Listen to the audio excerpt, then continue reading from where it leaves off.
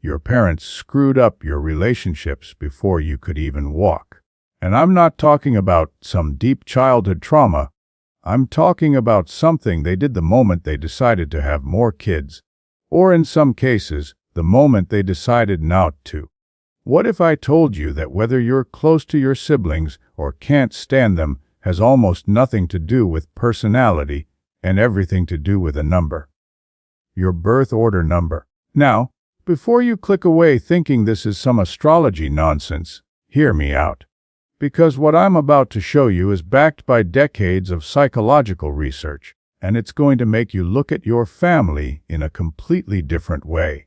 By the end of this video, you'll understand why some families are inseparable and others become strangers who share the same last name. You'll finally understand why your brother never calls, why your sister always seems angry, or why you feel like an outsider at every family gathering. Here's the uncomfortable truth nobody wants to admit: your parents treated you differently than your siblings. Not because they loved you less, but because they literally couldn't help themselves. And that difference, it's still controlling your relationships today. Every argument you have, every moment of distance you feel, every time you wonder why your family dynamics feel so toxic, it all traces back to the invisible roles your parents assigned you before you even knew what a role was. So are you ready to find out which category you fall into? And more importantly, are you ready to learn why it might be destroying your family bonds? Because I'm about to tell you things about your childhood that your parents would never admit, and your siblings probably don't even realize. Let's start with the eldest child, the guinea pig. If you're the oldest, I need you to be honest with me. How many times did you hear, "You need to set an example," or "You're the big brother or sister now"? How many times were you told to be mature, when what you really wanted was to just be a kid? Here's what really happened to you. Your parents turned you into a third parent. Psychologists call this parentification, and it's borderline traumatic. While your younger siblings got to be kids, throwing tantrums and making messes and having someone clean up after them, you were babysitting, mediating fights, and carrying the weight of everyone's expectations. You became the family's built-in therapist, referee, and backup parent all rolled into one.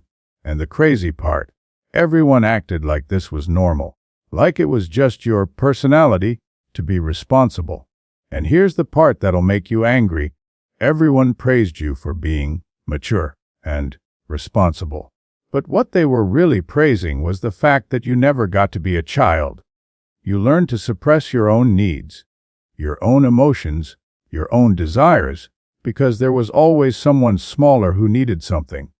You became an expert at putting yourself last, and everyone called it leadership. Now, as adults, your siblings probably think you're controlling. They roll their eyes when you give advice, they get defensive when you try to help, and they accuse you of being bossy. And you feel like nobody appreciates everything you sacrificed.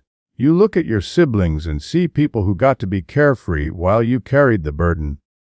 That resentment, that's not going anywhere until someone acknowledges what really happened. But here's what's really messing with your head. Part of you is still trying to be the responsible one. You're still the first one to organize family gatherings, still the one everyone calls when there's a crisis, still the one picking up the pieces. And deep down, you're exhausted. You're tired of being the family's unpaid therapist. The brutal truth: your parents made you into the family workhorse, and your siblings got the childhood you deserved. And now you're all adults, but you're still playing the same roles. Now, if you're a middle child, you probably already checked out emotionally during that last section. Because that's what you learned to do: disappear. You perfected the art of being invisible before you even understood what visibility meant. You lived in no man's land. Too young to be the responsible one, too old to be the baby. So you became the invisible child, the one who learned that the best way to survive was to need nothing. Think about your childhood photos. I bet you're in the background in half of them. I bet there are family stories where you're barely mentioned, not because your parents didn't love you, but because you learned so early to not make waves, to not cause problems, to just blend in. You became the family diplomat, always smoothing things over, always making sure everyone else was okay. And you became damn good at it, didn't you? You became the peacekeeper, the one who smooths everything over, the one who can read the room and know exactly what everyone needs to hear. But here's what nobody sees. Inside, you're screaming, me. You learned to make yourself so small that now, even as an adult, asking for attention feels selfish. Your siblings don't call you first when something happens. You're not the first one they think of. And every family gathering reminds you that you're still forgettable. The most heartbreaking part. You've convinced yourself that being independent is a strength, when really, you're just protecting yourself from being ignored again. You tell yourself you don't need anyone, but what you really learned is that needing people is dangerous, because they might not notice you're there. So you become self-sufficient to the point of isolation. You have friends, you have relationships, but there's always this wall, this distance, because letting people see how much you actually need them feels like handing them a weapon. And then there's the baby of the family. Oh, the youngest child, living life on easy mode, right? Wrong. Dead wrong. Sure, your parents were more relaxed with you. They'd already made all their mistakes on your older siblings. They'd already learned that kids don't break if they eat dirt or stay up past bedtime. But here's what really happened. They turned you into the eternal child. Your parents were tired by the time you came along. Tired of fighting battles, tired of strict rules, tired of the constant vigilance that comes with raising kids. So they loosened up, which sounds great until you realize what that actually meant for you. It meant that while your siblings were held to standards, you were held to suggestions. While they had to earn respect, you were just automatically adorable. Even now at 35, your family still talks to you like you're 12. Your opinions don't carry the same weight. Your achievements get the "oh, that's nice, honey" treatment, while your older siblings get actual respect. You could cure cancer, and your mom would still cut your meat for you at dinner. And it's infuriating because you know you're capable, you know you're intelligent, but your family can't see past the baby they remember. And the worst part, your siblings resent you for the special treatment you got as a kid, but they still don't take you seriously as an adult. You're stuck in this impossible position, fighting for respect while everyone sees you as the spoiled baby. They remember you getting away with things they never could, but they don't see how that freedom actually trapped you in a role you can't escape. You want to know why family dynamics feel so toxic? Because everyone is still playing the roles your parents assigned you 30 years ago. Your eldest sibling is still trying to parent you. Your middle sibling is still disappearing when things get tough, and you're still fighting to be heard. It's like you're all trapped in this weird time warp where nobody gets to grow up and change. Now only children, you probably think you dodged all this drama. No siblings, no competition, no middle child syndrome. Just you and all of your parents' attention. Sounds like paradise, right? But here's your hidden wound. You never learned how to share emotional space. You never had to fight for attention, which sounds great until you're in adult relationships, and you have no idea how to handle conflict. You grew up as the center of your parents' universe. Every achievement was celebrated, every problem was immediately addressed, every need was met, which created this weird dynamic where you're incredibly self-sufficient, but also completely unprepared for relationships where you're not the main character. You never learned how to negotiate, how to compromise, how to deal with someone else's emotions taking priority over yours. You also carry a different kind of pressure. You're the sole heir to all your parents' hopes and dreams. There's no sibling to share that burden with. It's all on you. Every family tradition, every family business, every family expectation rests on your shoulders alone. Your parents put all their eggs in one basket, and you're the basket. And here's the controversial part. Sometimes you look at families with siblings and you feel jealous. Because despite all the dysfunction, despite all the fighting and rivalry and resentment, there's something beautiful about having built-in companions for life. Something you'll never have. You watch siblings fight like cats and dogs and then defend each other against the world, and you realize you've never had that kind of unconditional backup. But here's where it gets really dark. This isn't just about birth order, it's about how your parents' own trauma played out through their parenting. See, your parents were once kids too, stuck in their own birth order roles, carrying their own wounds. Your mom might have been the forgotten middle child, so she unconsciously overprotects the youngest. Your dad might have been the responsible eldest, so he puts impossible pressure on the firstborn.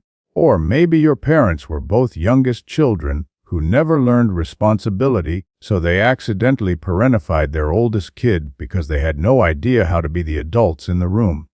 Every family has unspoken rules, unhealed wounds, and patterns that get passed down like genetic code. And birth order. It's just the delivery system, the vehicle that carries all that baggage from one generation to the next. Think about it. Your grandparents probably treated your parents differently based on their birth order, and now your parents are unconsciously repeating those same patterns with you. The most painful truth. Some siblings never recover from these early dynamics. They spend their entire lives either desperately trying to get their family's attention or running as far away as possible. Some eldest children burn out completely, becoming controlling parents themselves or going no contact because they can't handle being responsible for everyone anymore.